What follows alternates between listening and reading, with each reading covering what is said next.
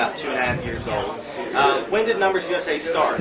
Numbers USA started 10 years ago next month. Oh, happy anniversary! May 1997. So, and I can tell you, you're fast off the block because in our first 4 or 5 years, it was a very slow process, and I think the internet was just really getting going then. It took a long time. I said at the rally that when I did the first White House rally early on, we had 1 of every 1,000,000 Americans was an activist in our system. That means we had 300 people. But we, things are growing fast now. You guys are growing much faster than we did in the beginning. I salute all the local and state and new national groups. One thing I want to say about Roy is out of the existing groups that had been around a lot longer than we had, Roy has been very welcoming to the community of people fighting together, and he's also been a great advice. Roy has always taken time, and he's taken time to speak with those that are new. But we have a few questions. Ruth, I think.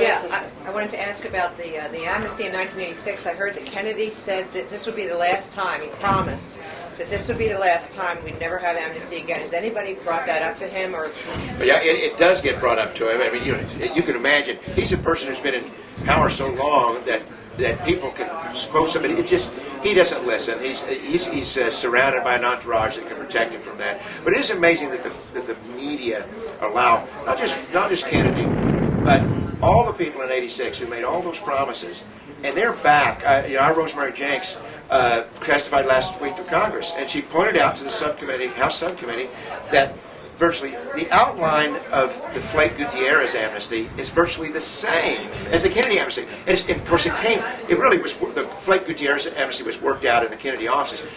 Kennedy is sitting there, and he must think we're all idiots, and I guess an awful lot of people are, because he just sat there and thought, you know what, most people weren't in Congress in '86, I'll just dust off the '86 amnesty.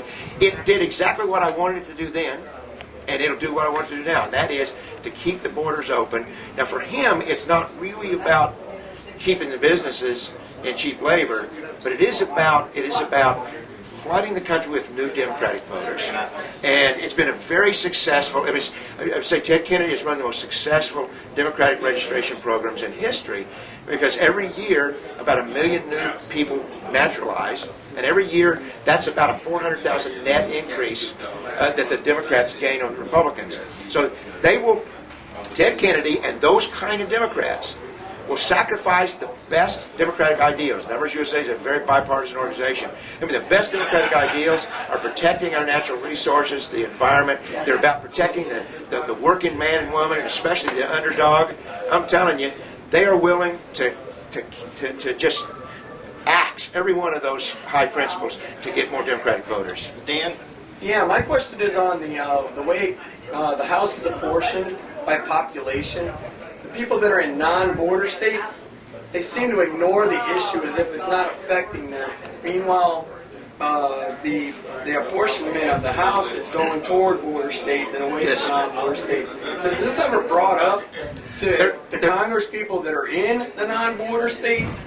It is coming up some, but not nearly as much as you'd think. I mean, most of these people are very provincial in terms of protecting their state's interests. But when it comes to this, they're a little nervous, because they might have to say something against immigration, which for some reason is a sacred cow. But, the Center for Immigration Studies has done 2 or 3 different studies along the way that shows each time how many of the states that actually lost members of Congress because the illegal aliens and the new foreign workers were counted in the border states. But there's no question the power shifting, and you have, the average congressional district has around 700,000 residents. Well, in a lot of the interior, those are 700,000 citizens.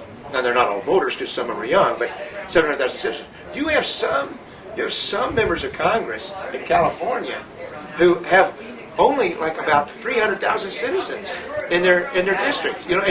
And yet those 300,000, they've got more than double the representation. It's absolutely wrong, and there are some challenges, and there are some of the people from the interior states have begun to create some legislative language to try to change it. Frankly, though, I don't think this problem ever gets really resolved, that unfairness, unless you got to go to the source. Stop the new flow of illegal aliens. Start to gradually drive a $500,000, $750,000 to buy their own bus tickets and plane tickets each year But and reduce legal. Isn't that why the border state representatives don't want it to stop? Well, I think I think they're conflicted. The border states, like places like Arizona, I always use the word corruption because, I mean, you think about Mexico, these are corrupt cultures. They have governmental corruption. They have, within society, there's a corruption. I'm not saying the people are bad. I'm just saying the system has corruption in it. Now, we had a lot, in this country, we used to have major cities that were full of corruption. I mean, really bad, 100, 150 years ago, that aren't quite that way now. But the thing is, Arizona is a corrupt society. They are addicted to the corruption of using illegal labor. And so even though most of the people of Arizona they're absolutely frustrated and want things changed, the businesses are saying, I don't think we can get along without it. And as you say, it's a very good point. They've got it. Arizona's probably got it. I don't know for sure, but I'm pretty sure Arizona's got an extra congressman because of the illegals. Yeah. Well, real quick, we'd like to break things off to where each blogger can ask Roy some more questions. But before our viewers back home have to pop a Ritalin, we want to say thank you for everything you are doing, that you have done, and we want all of our viewers back home to visit Roy at NumbersUSA.com. Thank you. Thank you. Roy, thank you very much. We appreciate your time. Thanks, Roy. Okay.